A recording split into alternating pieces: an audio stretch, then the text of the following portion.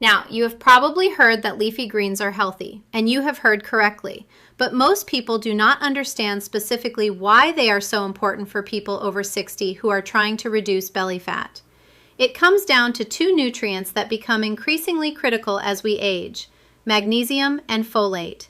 Let me start with magnesium. Studies consistently show that over 50% of Americans over the age of 60 are not getting adequate magnesium from their diet, and magnesium deficiency is directly linked to insulin resistance. When your cells are low in magnesium, they become less sensitive to insulin's signal, which means your body has to produce more insulin to manage blood glucose, and higher circulating insulin means more fat storage, particularly in the abdominal region. Dark leafy greens are one of the richest dietary sources of magnesium available. Just 2 cups of cooked spinach contains over 150 milligrams of magnesium, nearly 40% of your daily requirement. Folate, also called vitamin B9, plays a different but equally important role. It is essential for DNA methylation and for the regulation of a compound called homocysteine. Elevated homocysteine is strongly associated with cardiovascular inflammation and metabolic dysfunction in older adults. Adequate folate keeps homocysteine levels in check and supports the metabolic pathways that allow your body to efficiently use stored fat for energy. How much do you need? Aim for at least 2 cups of dark leafy greens per day. This can be raw, in a salad or smoothie, or cooked, which concentrates the volume significantly. 2 cups of raw spinach wilts down to about a quarter cup when cooked, so cooking is actually a very efficient way to get your daily dose. A practical tip I give all my patients: keep a bag of pre-washed baby spinach or baby kale in the refrigerator at all times. Add it to scrambled eggs in the morning, throw a handful into soup at lunch, add it to any stir fry at dinner. It is the easiest vegetable habit to build because it requires almost no preparation. The third vegetable category that I want you to prioritize every day is what botanists call the allium family, which includes garlic, onions, leeks, shallots, and chives. Now, you might think of garlic and onions as seasonings, not vegetables, but I want you to start thinking of them as therapeutic foods because the science on this group is remarkable. Allium vegetables contain 2 key compounds: quercetin, found in high concentrations in onions, and allicin, which is produced when you crush or chop garlic. Quercetin is a flavonoid with powerful anti-inflammatory and antioxidant properties. But what makes it particularly relevant for belly fat is its effect on cortisol. Quercetin has been shown in multiple studies to reduce the activity of enzymes that convert inactive cortisone to active cortisol in fat tissue. This matters because cortisol is one of the primary hormones that drives visceral fat accumulation, especially in people who are dealing with poor sleep, chronic stress, or the hormonal changes of aging. When cortisol activity in abdominal fat tissue is elevated, those fat cells actively pull lipids from the bloodstream and store them in the abdomen. Quercetin helps interrupt that process. Allicin, from garlic, has a different mechanism. It activates receptors in fat cells that promote the breakdown of stored fat into free fatty acids that can be used for energy. Several studies have shown that regular garlic consumption is associated with reduced body fat percentage and lower triglyceride levels. How much do you need? The great news about this category is that you do not need large quantities to get the benefit. 1 to 2 cloves of garlic per day and half a medium onion per day incorporated into your cooking is sufficient. You are already adding these to soups, stews, stir fries, and sauces. The key is to make it consistent and intentional rather than occasional. One important tip: when you crush or chop garlic, let it sit for 5 to 10 minutes before cooking it. This allows the enzyme alliinase to fully convert allein into allicin. If you drop the garlic directly into hot oil immediately after chopping, the heat deactivates the enzyme before allicin is produced, and you lose a significant portion of the benefit. So that is the first 3 of the 3-3 vegetable rule. 3 categories: cruciferous vegetables every day, dark leafy greens every day, and allium vegetables, garlic and onions, incorporated into your cooking every single day. Now let's talk about the second three, the 3 rules that determine how effectively these vegetables actually work in your body. Because you can be eating the right vegetables and still be getting far less benefit than you should simply because of when you eat them, how you cook them, and what you eat them with. Rule number 1 is what I call the timing rule, and it is one of the simplest but most powerful dietary strategies supported by modern nutrition science. Eat your vegetables at the beginning of every meal, before your protein, before your starches, before anything else on the plate. Here is why this works. When you eat dietary fiber, which vegetables are rich in, it does something remarkable in your digestive tract. It forms a viscous gel-like layer in your stomach and small intestine that physically slows the rate at which other foods are digested and glucose is absorbed into your bloodstream. This means that when you eat your vegetables first, and then eat your rice, your bread, your potato, or any other carbohydrate, that carbohydrate is absorbed much more slowly. Your blood glucose rises more gradually, and as a result, your body needs to produce far less insulin to manage that glucose. Why does this matter for belly fat? Because insulin is the primary fat storage hormone.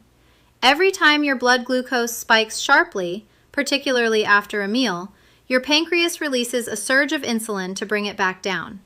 And insulin's job includes telling your fat cells to store energy. High, frequent insulin spikes throughout the day keep your body in fat storage mode. By eating vegetables first, you are essentially putting a buffer system in place that keeps insulin levels lower and more stable throughout the day, which shifts your body toward fat burning rather than fat storage. A study published in Diabetes Care showed that participants who ate vegetables before carbohydrates at every meal had significantly lower post-meal glucose levels, lower insulin responses, and lower levels of a key fat storage hormone called GLP-1 than those who ate the same foods but in a different order. For people over 60, this is particularly important because insulin sensitivity naturally declines with age, and any strategy that reduces insulin demand is directly supporting fat loss. The practical application. At every meal, put your vegetables on your fork first.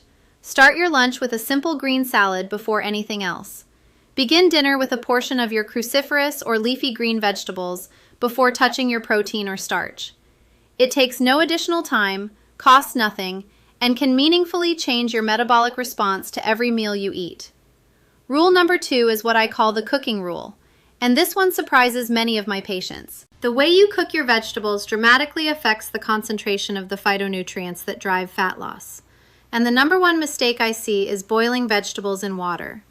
When you boil broccoli, spinach, or kale in a pot of water, the water-soluble vitamins and phytonutrients, including sulforaphane, quercetin, and B vitamins like folate, leach out of the vegetable and into the cooking water. Studies have shown that boiling cruciferous vegetables can destroy up to 60 to 70% of the sulforaphane content compared to steaming.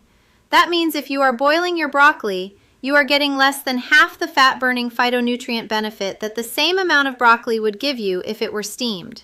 Here are the cooking methods I recommend, ranked from best to acceptable. Steaming is the gold standard for cruciferous vegetables. Use a steamer basket over an inch of water, bring it to a boil, and steam your broccoli or Brussels sprouts for 3 to 4 minutes only. You want it tender, but still bright green and slightly firm. If it turns olive green, it has been steamed too long.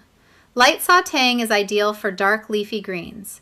Heat a tablespoon of olive oil in a pan over medium heat, add your spinach, kale, or chard, and cook for just 2 to 3 minutes until wilted.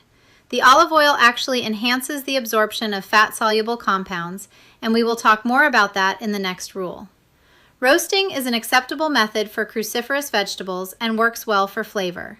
Use a moderate temperature of around 375 to 400 degrees Fahrenheit. Toss your vegetables with olive oil and roast until just tender, not until they are soft and darkened. Raw is also excellent for certain vegetables. Raw broccoli and raw onion actually retain their highest phytonutrient content. If you enjoy raw broccoli with a dip or raw onion in a salad, you are getting the maximum therapeutic benefit. The rule to remember: protect the nutrients by keeping the heat gentle and the cooking time short. And never, ever boil your vegetables in water and discard that water down the drain. You are pouring the medicine away. Rule number 3 is what I call the pairing rule. And understanding this rule can double the nutritional value you get from your vegetables without eating any more of them. Always eat your vegetables with a source of healthy fat.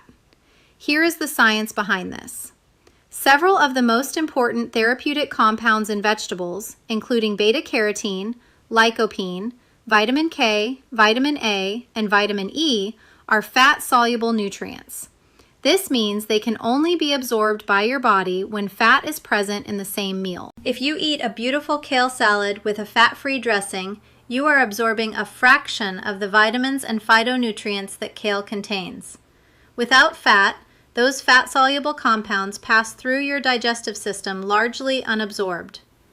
A remarkable study published in the American Journal of Clinical Nutrition found that participants who ate a salad with a full-fat dressing absorbed 400 to 500% more beta-carotene, lycopene, and lutein than those who ate the same salad with a fat-free dressing. 4 to 5 times more nutrition from the exact same vegetable, simply by adding healthy fat. For people over 60, this is particularly important because fat-soluble vitamins play critical roles in immune function, bone health, cardiovascular protection, and the regulation of inflammatory pathways, all of which impact visceral fat accumulation. The best sources of healthy fat to pair with your vegetables are extra virgin olive oil, 1 to 2 tablespoons as a dressing or for sautéing. This is my first recommendation because olive oil itself contains oleocanthal and oleic acid, which have anti-inflammatory properties that complement the phytonutrients in your vegetables. Avocado. Half an avocado alongside a salad or mixed into vegetables, rich in monounsaturated fats and potassium.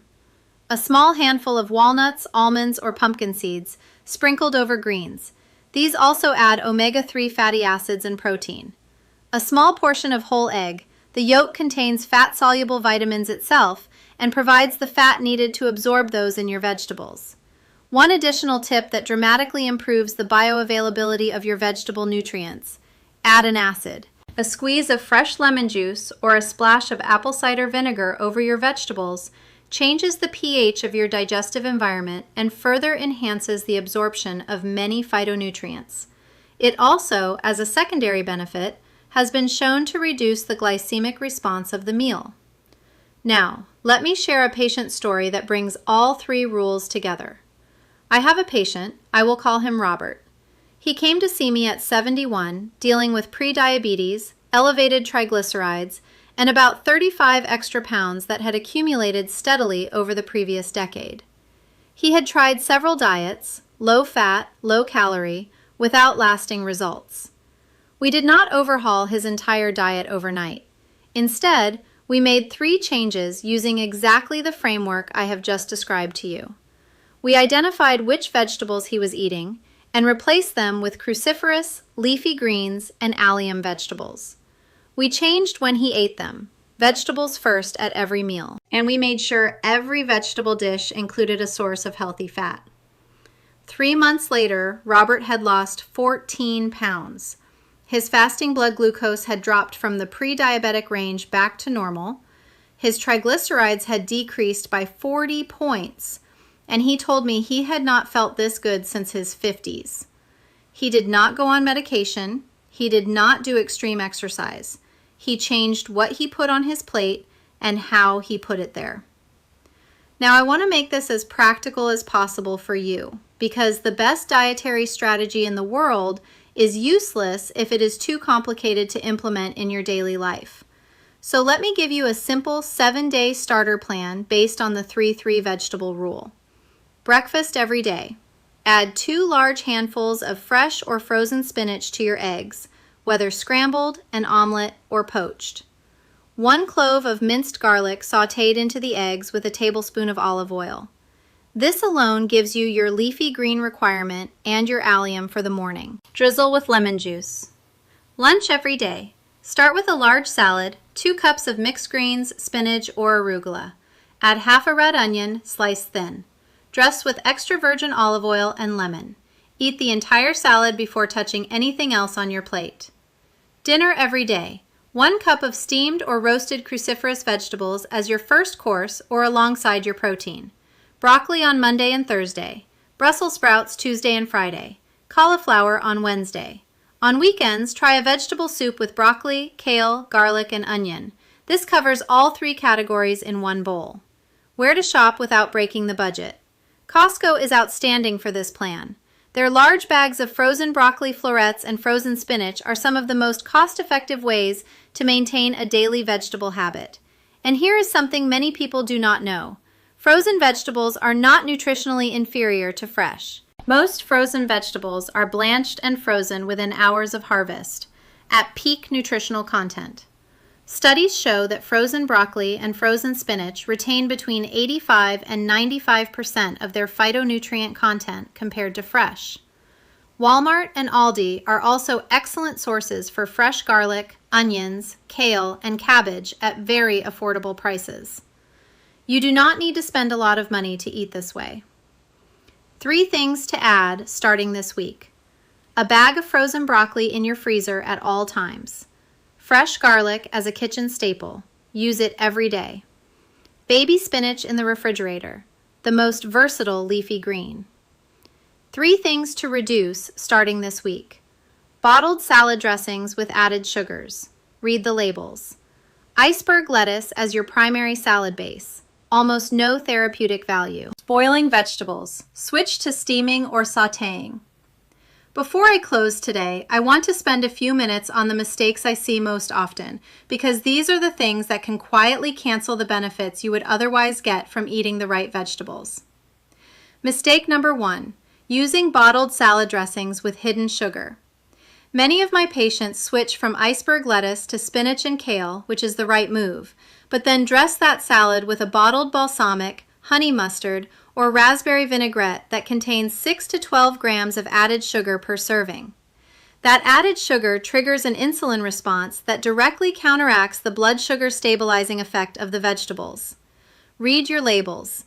Ingredients like high fructose corn syrup, cane sugar, or glucose in a salad dressing should send you back to the shelf. Make your own dressing. Olive oil, lemon juice or apple cider vinegar, a pinch of salt, black pepper, and a small amount of Dijon mustard. It takes 30 seconds and has 0 added sugar. Mistake number 2, boiling broccoli or other cruciferous vegetables. We covered this in the cooking rule, but it bears repeating because it is the single most common mistake I see. Boiling destroys up to 70% of the sulforaphane in broccoli. If you have been boiling your vegetables for years and wondering why you are not getting results, this might be a significant part of the answer. Steam it, roast it, eat it raw, but do not boil it. Mistake number 3, eating vegetables at the end of the meal. Old habits are hard to break. Many people were raised to eat their salad after the main course, particularly in certain regional American food traditions. But eating your vegetables after your protein and carbohydrates means the fiber buffer is no longer effective. Your blood sugar has already spiked and fallen before the fiber has a chance to slow anything down. Vegetables first, every time. Mistake number 4, replacing all 3 vegetable categories with just one. I see this frequently. Patients who love broccoli and eat only broccoli every day in every meal. Broccoli is wonderful, but it does not give you the magnesium and folate of dark leafy greens, and it does not give you the quercetin and allicin of garlic and onion. Each of these 3 categories provides distinct complementary mechanisms for fighting visceral fat. You need all 3. Variety is not just about taste, it is about biochemical coverage. I want to close today with something that I hope you will carry with you. The body you have right now, at 60, at 65, at 70, at 75, is not fixed. It is not finished. The science of epigenetics and metabolic flexibility has shown us clearly that the food you eat directly communicates with your genes. The compounds in the vegetables I described today, sulforaphane, quercetin, allicin, magnesium, folate, They do not just nourish you. They send signals at the cellular level that change how your body stores and burns fat. You do not need a prescription for this. You do not need a special supplement. You need 3 vegetable categories and 3 simple rules. Let me give you one final summary. The first 3, what to eat: cruciferous vegetables every day, dark leafy greens every day, allium vegetables, garlic and onion, incorporated into your cooking every day. The second 3, how to eat them. Eat vegetables first before anything else on your plate. Cook them gently, steam or saute, never boil, and always pair them with a healthy fat so your body can absorb every nutrient they contain. That is the 3-3 vegetable rule. Start with one change this week. If you are already eating some of these vegetables, pick one rule and apply it consistently for the next 7 days. Then add another. You do not have to do everything perfectly on day 1. Sustainable change is built one small habit at a time. Before you make any significant changes to your diet, especially if you are managing a chronic condition or taking medications, please speak with your personal physician first. This video is educational, and the science I have shared today is real and well supported, but your individual health situation is unique and deserves individualized guidance. Now, I want to hear from you. Leave a comment below with 3 to 3 if you are going to try this rule starting this week. I read every comment, and knowing that you are taking action is what keeps this channel going. And if you found today's video helpful, please share it with someone you know who is over 60 and working to improve their health. One share could change someone's trajectory. Next week, I am going to reveal the specific proteins that work with the 3-3 vegetable rule to accelerate belly fat reduction after 60, including one protein source that most people in our age group are dramatically under-consuming. I am Dr. Judy Byington, Therapy. Thank you for watching Aging Strong Together. Take care of yourself, and I will see you next week.